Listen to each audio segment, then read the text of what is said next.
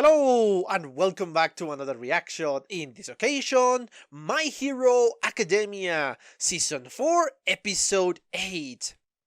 Yes, last time we got the beginning of the action. Now the heroes are going after Overhaul, and they are going to rescue Eri. And hopefully everything is going to turn out okay. Because yes, in the past with this series, we have seen how things have make the turn for the worse in case when they kidnap Kachan. So hopefully it's not going to be that case, and hopefully we're going to be seeing a free Eri in the near future. But yeah, it's exciting because now finally our heroes are taking action, obviously alongside with the police, which is another interesting aspect of the show, and in this particular episode of how the police really moves. But yeah, obviously I said this in my previous reaction. I spoke about that. So yes, the only thing I have to say, and I know some of you hate this, but if you enjoy the content of the channel, please consider a subscription. If you are already subscribed, please check if you have the notifications turned on, and obviously if you enjoy the video, give a like and a comment so I know what you like about the video, about the episode, or about my commentary after you hear it. Obviously, yeah, I mean, come on, man. Anyway, yes, I'm spewing so much bullcrap, so yeah, let's just cut all of this and watch the episode, shall we?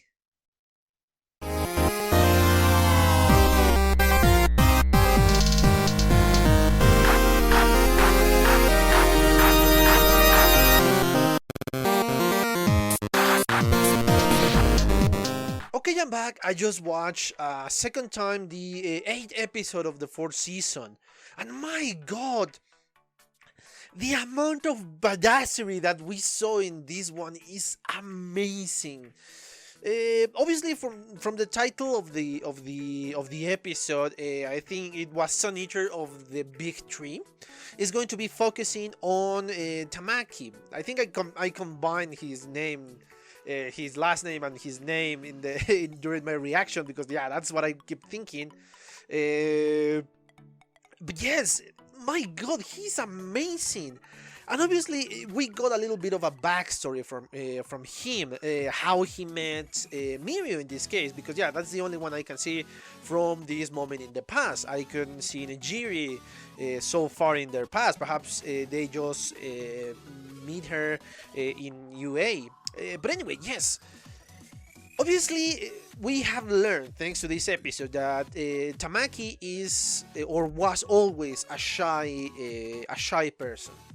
And more than just shy, he's way too nervous. During his presentation, he couldn't speak.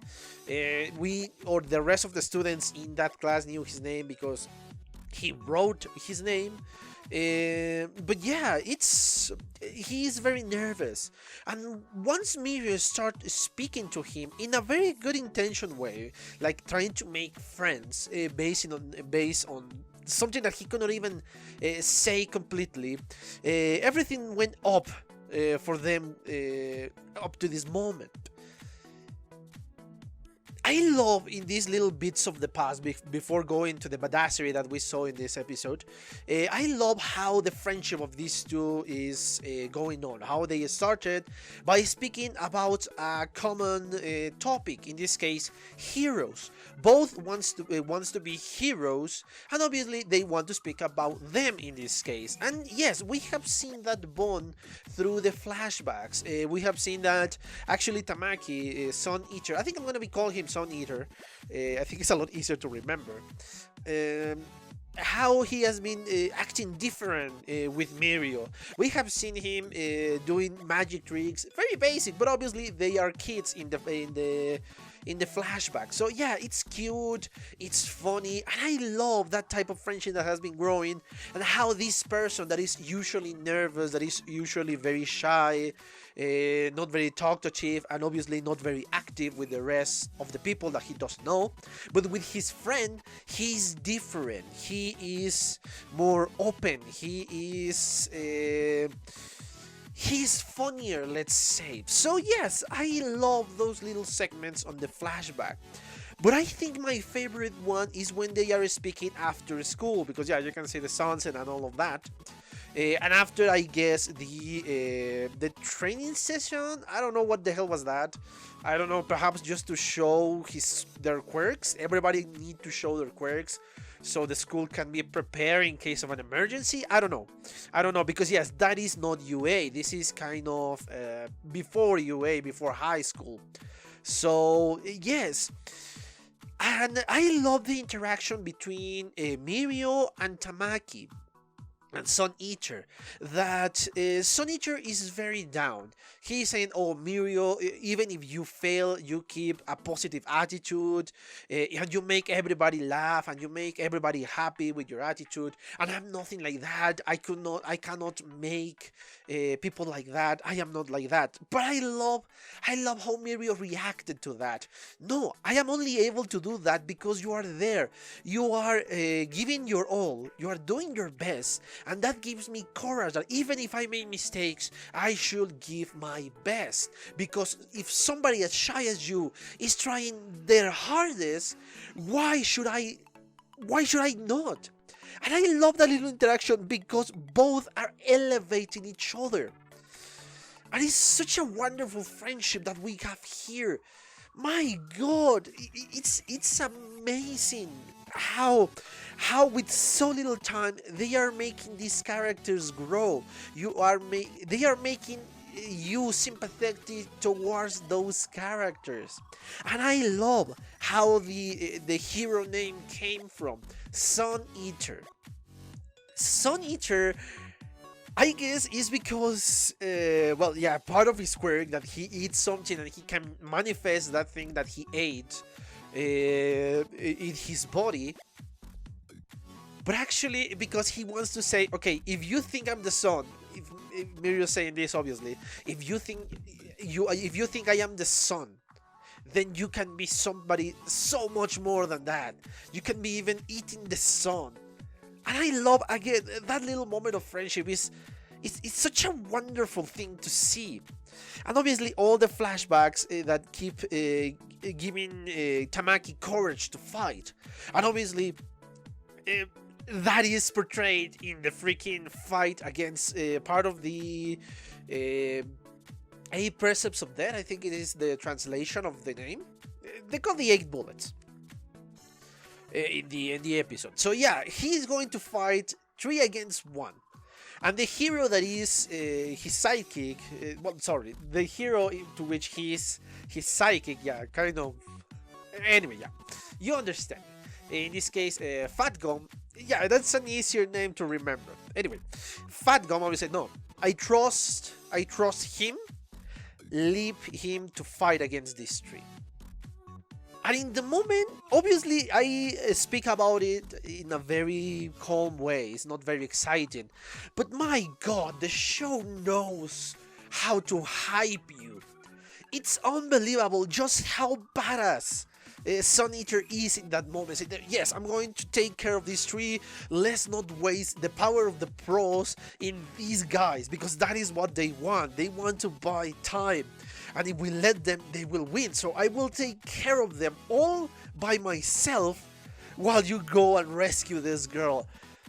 Now, that's a hero. My God, he's such an amazing hero. And yes, the fight is spectacular because, yeah, thanks to for a momentary advantage, thanks to Eraserhead, he has an advantage there. But obviously, these guys know teamwork and they trust each other because, yes, it's not for money, it's not for fear, it's because Overhaul did something for them that make them like him, that make him respect him. So yes, it's an interesting dynamic that we have here. But I love just how smart Tamaki is, Sun Eater is, because he used that teamwork against them. And he used every single resource that he could get to win in this fight. Yes, he has been beaten. Yes, it wasn't an easy win. But the fact that all the things that he did to win, it's unbelievable. And I love how the dynamic of the power, in this case, whatever he eats, he can put on his body or he can project out of his body, is used for literally everything.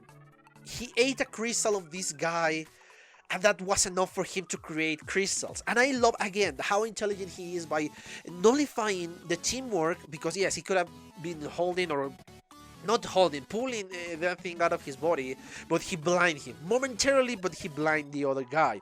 And the other guy was not going to eat what he considered his friends, so that's another advantage. I love that moment because it is not just a great piece of action with a lot of dramatic moments in there, but it shows off how intelligent the heroes need to be to change the fight, to use the possible advantage of your enemy as your own. That is great. I love that fight for that fact. And yes, other part in which I don't know if he always was able to do that or it was just something that he forced himself to do that in that moment. I guess it's the first one, because yes, they have been training for a long time, and obviously him being from the big three, it kind of makes sense for him being able to do that before going into this fight. And how he can mix all the parts of the animals that he ate, obviously with the food, he was able to combine them and use them at the same time, like the hard part of a crab, I think it was, and obviously the muscles of the octopus. And he could use it in every single part of his body multiple times. And I love the name he gave him, the Chimera, I think it was. But yes, it's amazing to see just how much you can explore with a simple query. Because yes, when you say, okay, you can make appear in your body, in every part of your body, whatever you eat, yes, you kind of find yourself restricted to that. Okay, I'm going to put, I don't know, like say that, an octopus here in my hand. No, I don't know, an eagle eye here. I don't know, stop here and there. Okay? But he's able to combine it, and I think that it speaks volumes of Tamaki in this case. Going on, there is something else, because yes, again, perhaps I gush too much about Tamaki because, come on, it was an amazing fight, but there is another aspect I want to speak about, and this is Mirio. Mirio is amazing, and he hasn't done anything action-packed, let's say. He has been using his power, he has been given motivation, but for some weird reason, I cannot stop myself, as I said during my reaction, I cannot stop myself for being hype when every time Mirio speaks. Because he speaks in such a way that you can feel the emotions, you can see the motivation, you can see the determination in his eyes and in his voice. So yes, Mirio is amazing, and in the past 2 episodes, he has been, I don't know, very close to the protagonist's seat. Midoriya is still my favorite character, don't get me wrong. But Mirio is becoming one of my favorites, and I love to see him in an action piece in this case. It is a fascinating character, Mirio, because with so little time, they are giving you enough backstory for you to start to understand why at least Tamaki respects him and admires him so much, and perhaps why Night Eye is so adamant for him to be the next symbol of peace, symbol of justice. Mirio is a fascinating character, and I cannot wait to know more about him. Even if this episode gave us a lot, I want to know more about Mirio.